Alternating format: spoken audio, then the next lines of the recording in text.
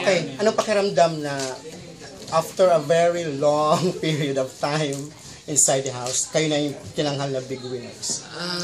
Ikaw muna, Jumboy. Ako po, sobrang masaya.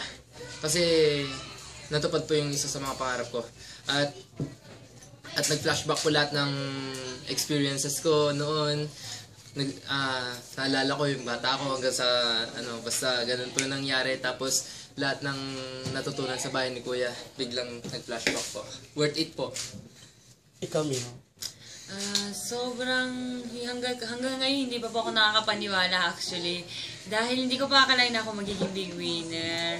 Kaya sobrang ansaya ko talaga na hindi pa ako makapaniwala. Sobrang ansaya-saya ko talaga.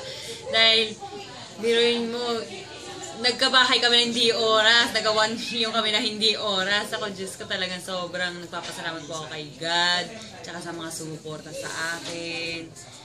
Sobrang thank you po talaga sa kanilang lahat. Miho, sa tingin mo, ano yung nagustuhan ng tao sa'yo, yung pagiging... Siguro kasi, ako naman po, tingin ko po sa sarili ko, wala naman po akong talent, wala naman po akong ibang ginawa kung hindi, kung ito lang, kung ano lang yung makita sa akin, kung ano lang po yung pagkatao ko, yun lang naman po pinakita ko ng buong buo. Are you proud of yourself? Of course. I'm proud of myself. Ikaw, Jimboy, sa tingin mo, ano yung nagustuhan sa'yo ng mga tao?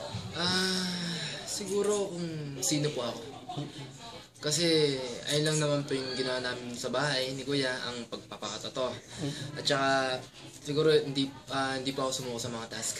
Kaya yun lang po yung ginawa ko. Basta pinakita ko po kung sino ako, pinayag ko po kung sino po ako.